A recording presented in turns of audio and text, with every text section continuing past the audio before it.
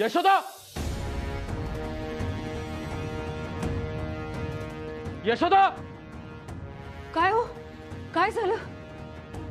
सामान बांधायला गे आधी. बांधा बांध? काय झालं? कुठे जाऊन येतोय का? काय, कधी, कुठे हे प्रश्न विचारायलाच हवेत का दरवेळीस?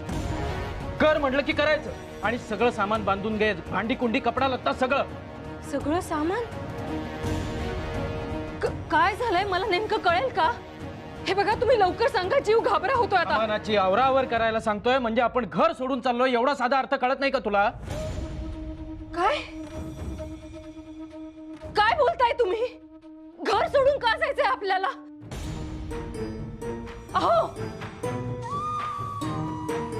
अहो, पण नेमकं झालंय काय मला सांगाल तर खरं? हे असं डोक्यात राग घालून घेऊन कसं चालेल? बघ, माझा निर्णय झालाय आणि किती वेळा विचारलास तरी उत्तर एकच आहे, आता इथे राहायचं नाही. जिथे विचार जुळत नाही तिथे राहणं सोड. श्वास घेणंही कठीण झालंय. विचार?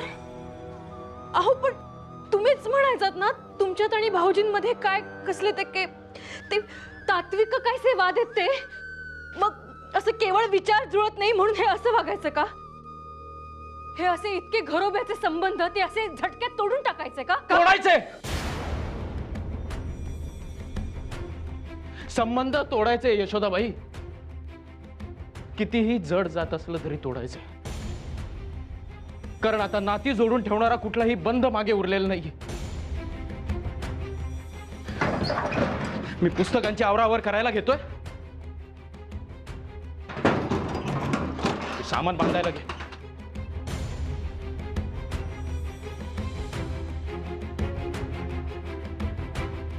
किती वेळाशी उभी राहिलीस तरी माझा निर्णय बदलणार नाहीये.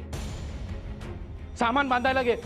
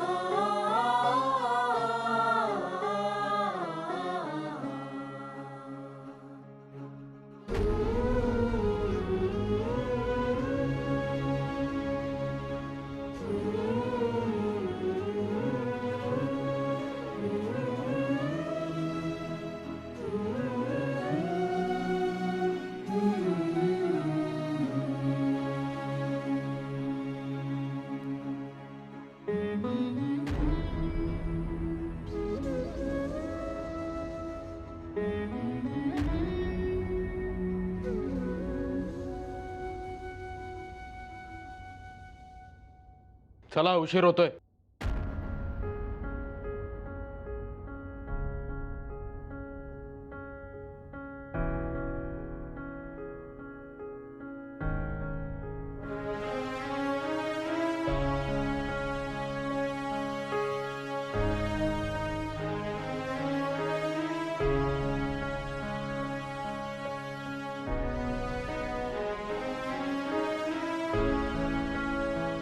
अहो, पण आता कुठे जायचं आपण? आत्ता तरी या प्रश्नाचं उत्तर माझ्याकडे नाहीये.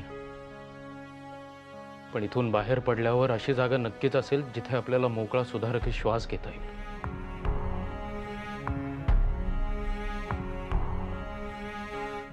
चल. भाऊजी, वहिनी, भाऊजी, काय होय? सामान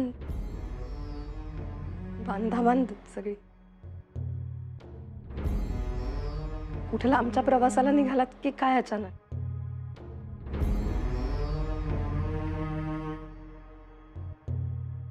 वहिनी, मला काही बोलला नाहीत तुम्ही?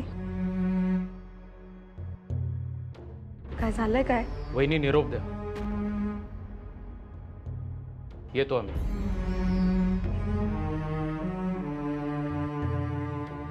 निरोप द्या म्हणजे काय भाऊजी? असा कसा द्यायचा निरोप? नाही, तुमच्यात आणि यांच्यात काहीतरी बिनसलंय माहिती मला. पण हो, म्हणून त्याची शिक्षा देताय का आम्हा दोघींना?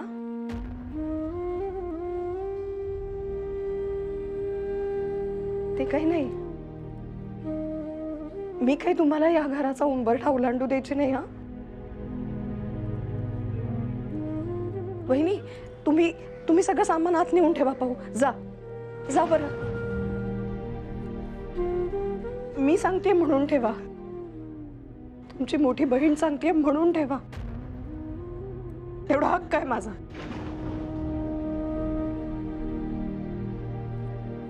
तेवढा हक्क आहे ना भाऊजी?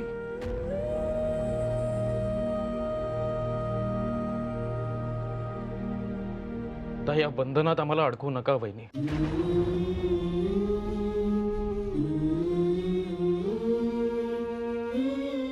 खरंच निरोप द्या आणि मोकळं करा आम्हाला. निरोप द्या म्हणजे?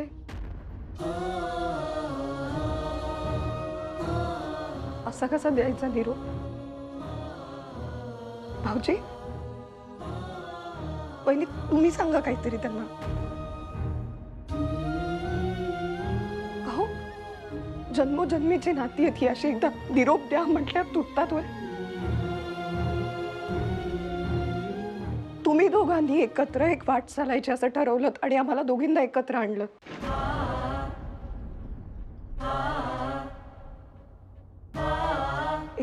या छताखाली एकत्र नांदलोय आम्ही.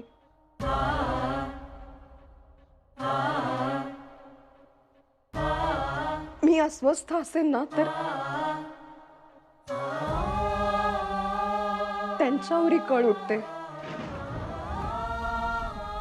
त्यांना जर का काही दुखलं खुपलं तर माझ्या घशाखाली घास उतरत नाही.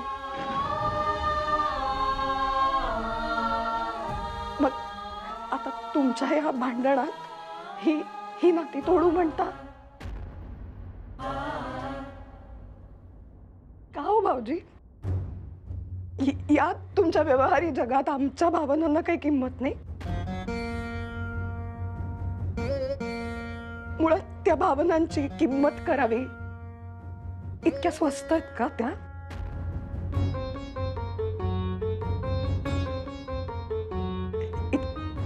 इतक्या शेलक्या आहेत?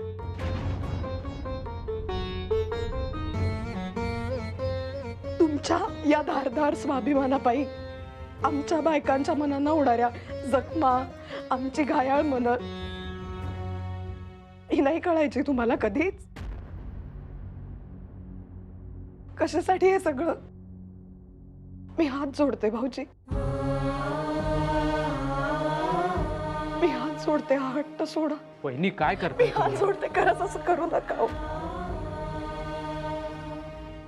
शब्दात आणि भावनेत अडकू नका मला. आता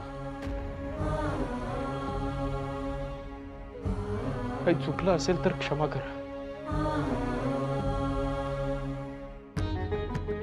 परंतु आता या घरातला घास आमच्यासाठी सुकला.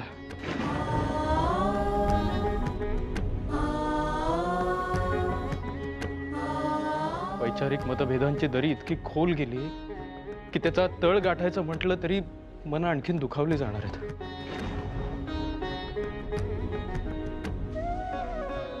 पण एक दिवस हे बुरसटलेले विचार बाजूला सारून सुधारकी विचारांचा पाठपुरावा केला जाईल आणि तेव्हा लोकांना कळेल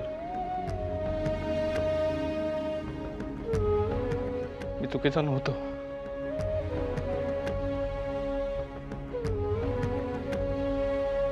सामान एकत्र कर. मी टांगा बोलवून आणतोय.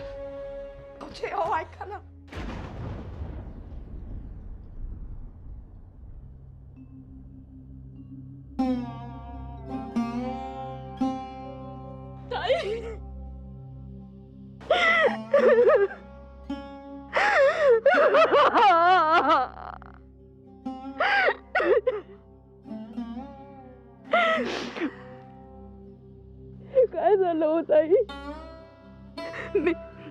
मी कसं समजवू यांना?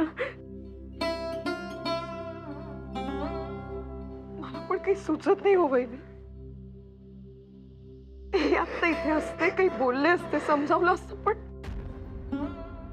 भाऊजी हट्टालाच पेटलेत हो. चला लवकर, टांगा आलाय.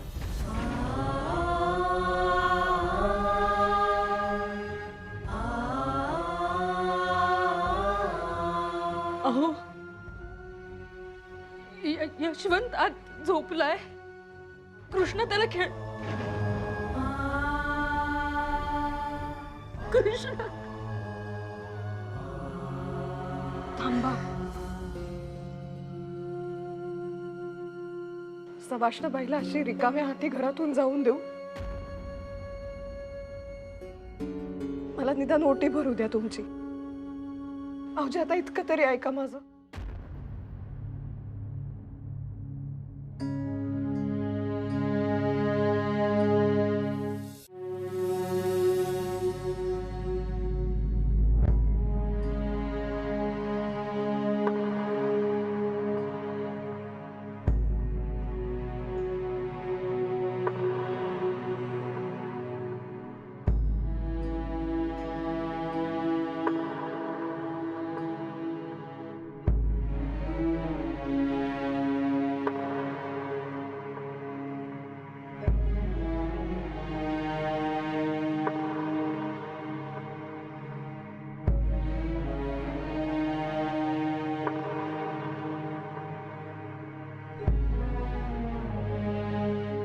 नमस्कार.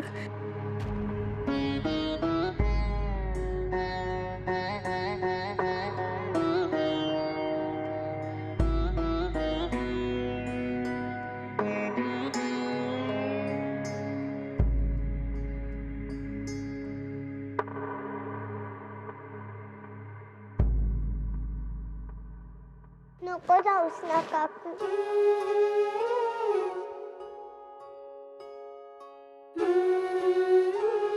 कृष्णा, बाळा, आईला त्रास नको देऊ.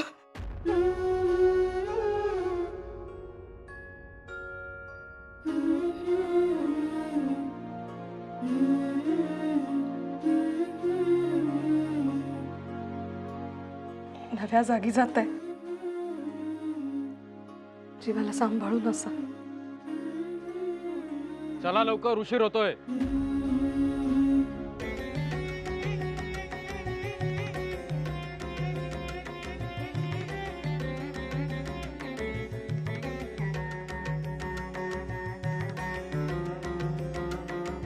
सांग ना आई, काकू कुठे चालली आहे? तिला थांबव ना.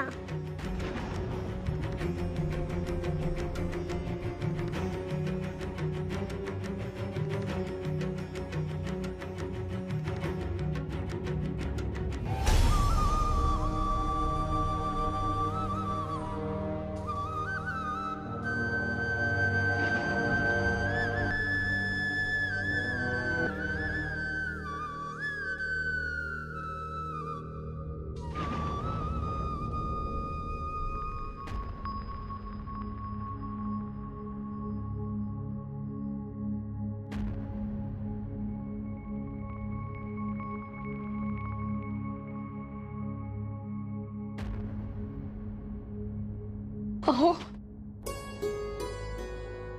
अहो, भामे, आज नको. कुठल्याही प्रश्नाचं उत्तर देता येणार नाही आज.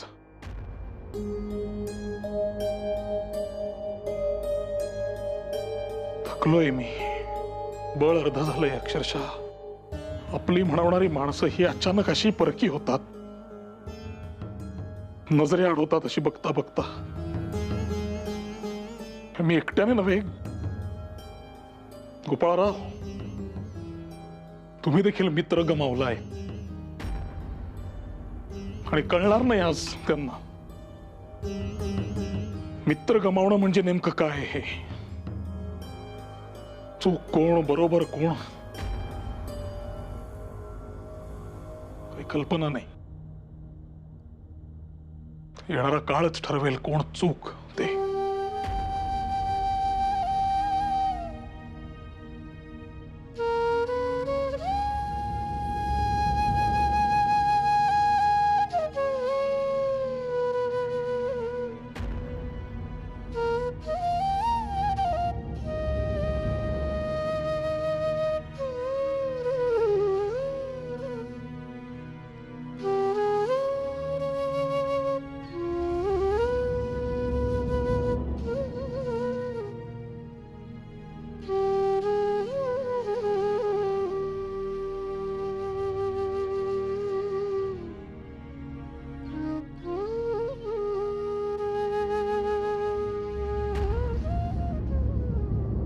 टिळकांची वैचारिक वाद झाल्यानंतर केसरीचे संपादकपद सोडले.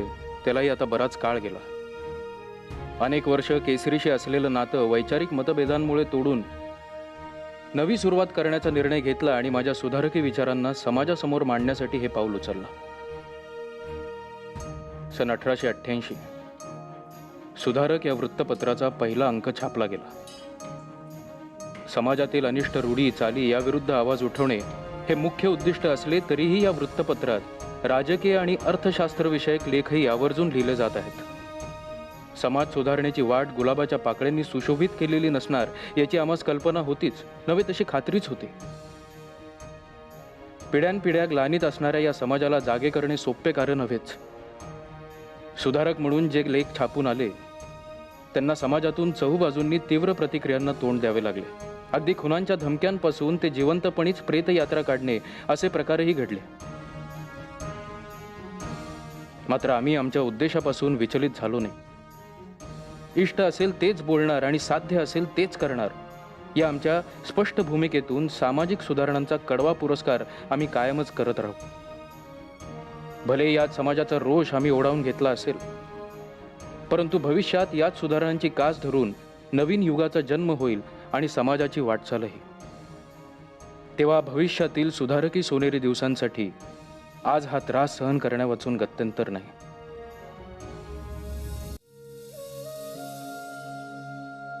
उशीर झाला आज.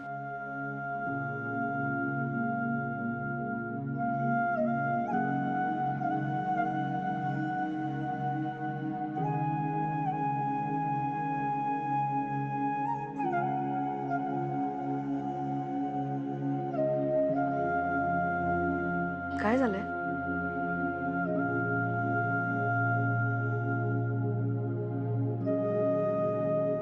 मी डेक्कन एज्युकेशन सोसायटीतून बाहेर पडण्याचा निर्णय घेतलाय. काय? पण अचानक घडलं काय?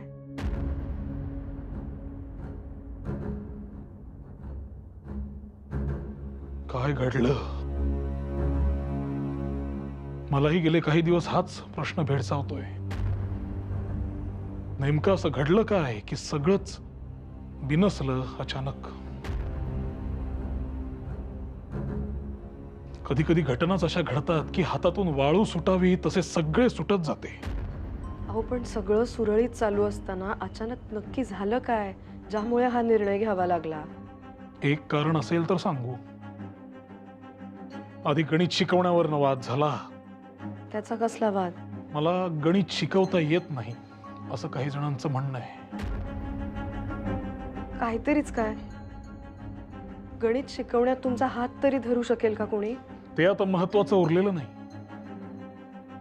ते असो. शिवाय होळकरांचा 700 रुपयांचा वाद आहेच. त्याचं काय आता? मागे होळकर सरदारांनी आम्हाला म्हणजे मला आणि आगरकरांना भेटायला बोलावलं होतं. त्यांनी आम्हाला दोघांना 700 रुपये देऊ केले होते. ते मी सोसायटीला दिले. आता आम्हा दोघांना एकत्रित पैसे दिले याचा अर्थ सोसायटीला दिले असाच होतो. परंतु आगरकरांचं म्हणणं असं की त्यातले अर्धे त्यांना दिले होते. त्यावरून समज गैरसमज. असो.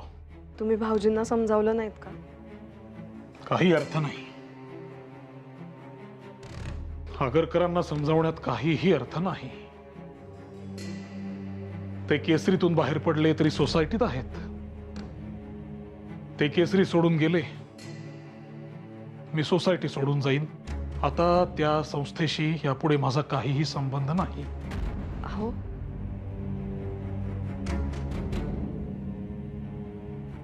इतकी मन लावून सुरू केली शाळा. शेणाने जमीन सारवण्यापासून सगळं केलं. एका क्षणात संपलं सगळं. छे. संस्था एक गेली तर नवी उभी राहील. एक काय अशा 10 संस्था उभ्या राहतील. तुटलेली माणसं पुन्हा जोडता येत नाहीत भामा.